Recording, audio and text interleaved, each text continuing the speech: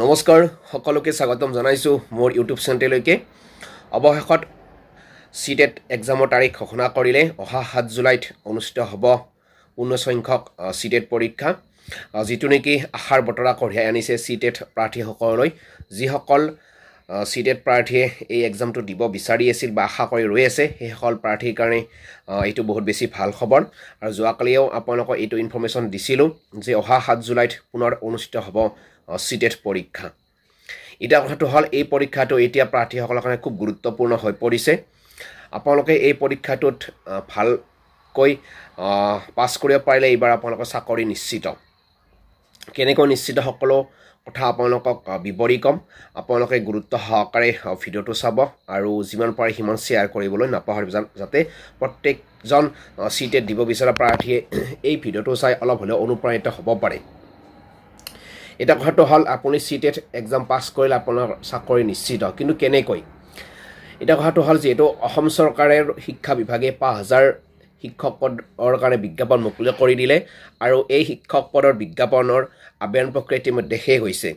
আৰু এই বিজ্ঞাপন এই 5000 নিযুক্তি দিয়াৰ পিছত আৰু এই বছৰৰ শেষৰ ফালে আকৌ পুনৰ বিজ্ঞাপন চৰকাৰে মুকলি কৰি দিব আৰু যিসকল প্ৰাৰ্থীয়ে 7 জুলাইত অনুষ্ঠিত হ'বলগীয়া সিটেট পৰীক্ষাত উত্তীৰ্ণ হ'ব ভালদৰে সেই সকল প্ৰাৰ্থীয়ে চাকৰি পোৱাটো নিশ্চিত হ'ল কাৰণ এতিয়া অসমত টেট পাছ কৰি বহি থকা বহুত সংখ্যক প্ৰাৰ্থী যেহেতু নাই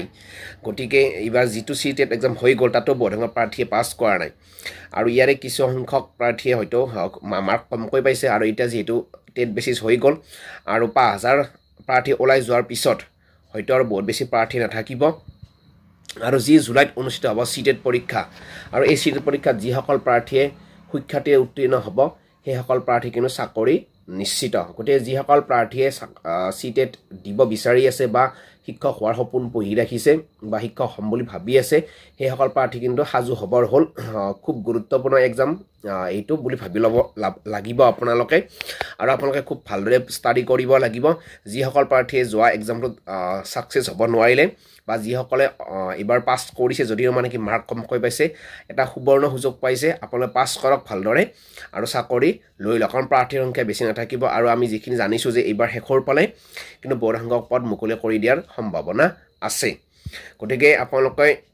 এই সুযোগটো নেহেৰুৱাব আৰু কোনোবাই আপোনালোক টিকিং কৰিব পাৰে বা কিবা ক'ব পাৰে যে পদ নিদিয়ে কিবা নিদিয়ে আপোনালোকে জাষ্ট পাছ কৰি থৈ দিয়ক ভাল মাৰ্ক লৈ কিনে পাছ কৰি থৈ দিয়ক আৰু আপোনালোকে চৰকাৰে বিজ্ঞাপন মুকলি কৰি দিয়ালৈকে অপেক্ষা কৰি থাকক আৰু বিজ্ঞাপন মুকলি কৰি দিয়ালৈকে আপোনালোকে আবেদন কৰক আৰু এপইণ্টমেণ্ট লৈ লওক গতিকে এইটো সিটেট দিৱসৰ প্ৰাৰ্থীসকলৰ কাৰণে বহুত বেছি ভাল খবৰ আপোনালোকে আজিৰ পৰা যিখিনি বস্তুত আপোনালোকৰ দুৰ্বলতা আছে সেইখিনি আপোনালোকে খুঁটি নাটি মানে কৰি সমস্যাৰ সমাধান কৰি আপোনালোক আগবাঢ়ক যিখিনি প্ৰবলেম আছে সেইখিনি সমস্যা সমাধান কৰাৰ কাৰণে চেষ্টা কৰক যিখিনিত আপোনাৰ দুৰ্বলতা আছে সেইখিনি কোচিং লৈ কিনে হ'লেও আপোনালোকে যাতে মাৰ্কটো ইনক্ৰিজ কৰিব পাৰে বা আপোনাৰ শিক্ষাতে উত্তীৰ্ণ হ'ব পাৰে তাৰ কাৰণে চেষ্টা কৰক একেদিন আপোনালোকক খুব গুৰুত্ব দি পঢ়ক জোৰ দি পঢ়ক বাকি যিমান কাম আছে সেইবোৰ সব বাদ দিয়ক অনলি মানে কি আপোনাৰ লক্ষ্য হ'ব লাগে যে সিটেট ভালকৈ দিম আৰু পাছ কৰিম আৰু চাকৰি ল'ম এনেকৈ আপোনালোকে মন পুতি পঢ়ক বেলেগৰ কথা নুশুনিব পোষ্ট নিদিয়ে কিবা নিদিয়ে কাট অফ হাই যাব এইবিলাক সব বাদ দিয়ক জাষ্ট আপোনালোকৰ লক্ষ্য ডিএলএড পাছ কৰিছে বিএড পাছ কৰিছে গতিকে বহু কষ্ট কৰি এইখিনি কৰিছে আকৌ এতিয়া সিটেট যদি দি কিনে আপুনি চাকৰি ল'ব পাৰে তাত আপোনালোকৰ অসুবিধা ক'ত থাকে গতিকে গুৰুত্ব সহকাৰে লওক আপোনাৰ চাকৰি আপোনাৰে গতিকে কোনোবাই কি কৈছে সেইটো বাদ দিয়ক বহুতে সমালোচনা কৰিব পাৰে যে চৰকাৰে পদ বেছিকৈ নিদিয়ে গতিকে হাই কাট অফ যাব আমি এনো মাৰ্ক কম পাম এইবিলাক বহুতে বহুত কিবা কিবি ক'ব গতিকে আপোনালোকে নিজৰ কথা চিন্তা কৰক আৰু পাছ কৰক আৰু চাকৰি লওক এই কাৰণে কৈছে যে এইবাৰ 5000 প্ৰাৰ্থী ওলাই যাব আৰু যেটো অসম টেট হোৱা নাই এতিয়ালৈকে গতিকে প্ৰাৰ্থীৰ সংখ্যা বেছি নাথাকে আৰু খুব কম সংখ্যক প্ৰাৰ্থী আৰু যদি এনআইএছৰ সমস্যাটো সমাধান নহয় তেনেকুৱা প্ৰাৰ্থীৰ সংখ্যা কমি যাব গতিকে আপোনালোকৰ কাৰণে এইটো সুবৰ্ণ সুযোগ যদি আপোনালোকে এই সুযোগটো ল'ব নোৱাৰে তেতিয়াহ'লে কিন্তু ভৱিষ্যতে আৰু কিছু টান হৈ পৰিব আৰু সমস্যা আহি থাকিব কাৰণ নতুন নতুন প্ৰাৰ্থী ওলাই থাকিব তেনেকৈ বিএড কৰা ডিএড কৰা প্ৰাৰ্থী ওলাই থাকিব আৰু তেওঁলোকেও কাৰণে আপোনালোকৰ সুবিধা হ'ব তাৰ আগতে আপোনালোকে এইবাৰ জুলাইত যিটো এক্সাম হ'ব সেইটো এক্সাম আপোনালোকে ভালদৰে দিয়ক আৰু যিমান পাৰে সিমান মাৰ্কটো বঢ়াবলৈ চেষ্টা কৰক যিসকল প্ৰাৰ্থী যোৱাবাৰ 2-1ৰ কাৰণে ৰৈ গৈছিল বা কিছুমানে কাট অফতে পাছ কৰিছিল সেইবিলাক প্ৰাৰ্থীৰ কাৰণে কিন্তু এইবাৰ খুব গুৰুত্বপূৰ্ণ এইটো এক্সাম কাৰণ আপোনালোকে জানে যে পাছ কৰা মানে আপোনালোকৰ চাকৰি মই ক'লোৱে কথাখিনি আপোনালোকক এইটো এই ভিডিঅ'টো কিছুমানে চব এডিটিং কৰিব গতিকে বহুতে সমালোচনা কৰিব সেইটো মই চিয়'ৰ সেইটো মই ভালদৰে জানো বহুতে কিবা কিবি কমেণ্টছ কৰিব সেই কমেণ্টছবোৰ চাই কিনে আপোনালোকে যদি ষ্টাডি নকৰাকৈ থাকে তেতিয়াহ'লে কিন্তু ক্ষতিটো মোৰ নহয় বা সমালোচনা কৰাবিলাকৰ নহয় আপোনালোকৰ নিজৰে গতিকে মই আপোনালোকক এইটো পৰামৰ্শ দিছোঁ গতিকে এইখিনি যদি আপোনালোকে মানি চলিব পাৰে আজি আপোনাৰ মাৰ্চৰ মাহ জুলাইত মাৰ্চ এপ্ৰিল মে' জুন জুলাই সময় আছে এই সময়খিনিত A to Z syllabus follow' কৰক ইউটিউবত ভাল ভাল চেনেলবিলাক ফ'ল' কৰক আৰু যিখিনি দুৰ্বলতা আছে মেথছে হওক বা ইংলিছে হওক বা যিকোনো যিটো বিষয়ত আছে সেইটো আপুনি কোচিং লৈ কিনে হ'লেও আপোনালোকে মাৰ্কটো বঢ়াওক আৰু চাকৰি লওক কিন্তু এইবাৰ আপোনালোকে যদি ল'ব নোৱাৰে ইন ফিউচাৰত কিন্তু আপোনালোকৰ প্ৰব্লেম আহি পৰিব